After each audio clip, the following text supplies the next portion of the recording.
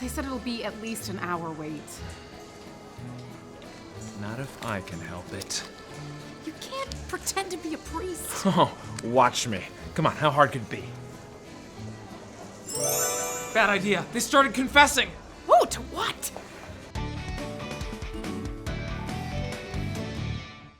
Welcome to Catholic Central. I'm Kai. And I'm Libby. Today, we'll be talking about holy orders. As in sacrament of, not my Etsy site with custom-made holy water fonts. Holy orders is the sacrament through which the mission entrusted by Christ to his apostles continues to be exercised in the church until the end of time. Put another way, it's what makes priests, bishops, and deacons into, well, priests, bishops, and deacons. So, where does this sacrament come from? Why do all the rules for it matter? Shouldn't we be able to skip the middleman and go straight to God? Catholics admit that doing things this way can make things, shall we say, inconvenient. The whole wedding is held up because the priest is late. But it also maintains this sacrament as truly special and unique. To understand it, though, we need to look at how anyone can become a priest. Uh, Through baptism. All Christians are baptized as priest, prophet, and king. This gives each Christian a special mission to make sacrifices and serve others, helping everyone they meet to better know and love God. This forms the foundation for the ordained priesthood. Which takes that mission and combines it with examples from the Old Testament and Jesus himself. The Israelites had a priestly class, starting with Moses and his brother Aaron. Aaron was designated high priest of what was later known as the Levitical priesthood, after the tribe of Levi.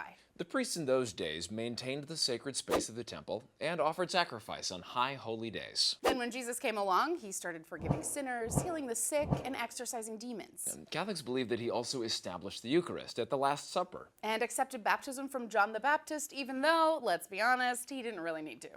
By getting baptized himself, Catholics believe that Jesus showed us that we do need someone and something else to go to God. That collective someone are priests, and that something are the sacraments, which are reflections of what Jesus did in his ministry. Jesus confirms this by handing on these ministries to his apostles. After Jesus' ascension, the Holy Spirit descended on the apostles, and they spread throughout the known world to preach and serve.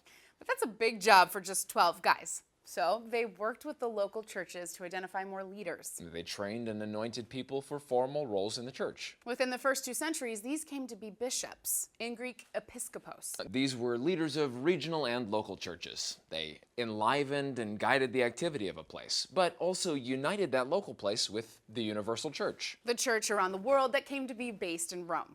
Priests, called presbyters, were people who dedicated their whole life to assist the local bishop, officiate at sacraments and religious services, and coordinate the service of all the people, especially the poor and needy. These also came to be known as priests because of the sacrificial nature of presiding at the Eucharist, and for their connection to Jesus, the high priest. And that's why Catholics even today say that priests are in persona Christi. Catholics believe that when the priest pronounces the words of a sacrament, he is acting in the person of Christ. And bishops act in the person of Christ during their weekly multiplication of loaves and fishes. We wish. Actually, bishops act as Christ in their role as leaders of the church.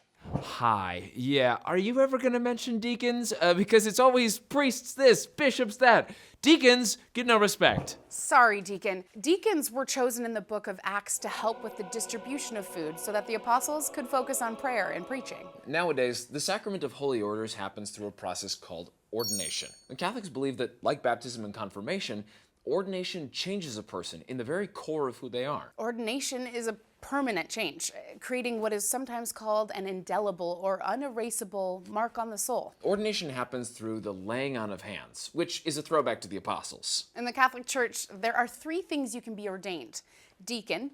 Thank you. Priest and bishop. The difference between them are what they do. Deacons preach, witness marriages, and perform baptisms. But they can't consecrate the Eucharist, hear confessions, confirm the faithful, or anoint the sick. Some men are permanent deacons, men who heard the call to dedicate themselves in a unique way to God while still living in the world, often having an outside job and a family. But men also pass through the diaconate on the way to the priesthood. Priests do all the sacraments, but can't ordain other priests or deacons. That's for bishops to handle. Handle? Laying out of hands? Get it? Catholics take ordination seriously. To get to the point of getting ordained a priest, men go through 6 to 9 years of discernment, prayer, extensive applications, Background checks, conversations with directors of vocation, psychological testing. studies in philosophy and theology in seminary, and supervised ministry.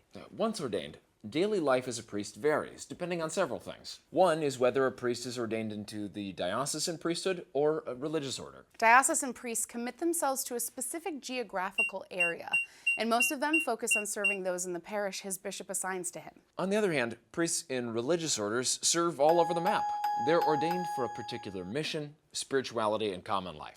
So you might find priests doing everything from teaching to serving the poor or working in the media. No matter if it's diocesan or religious priesthood, though, you have to start with aptitude for service, a strong life of prayer, intellectual ability, social and psychological maturity, physical ability, and, most importantly, a call from God.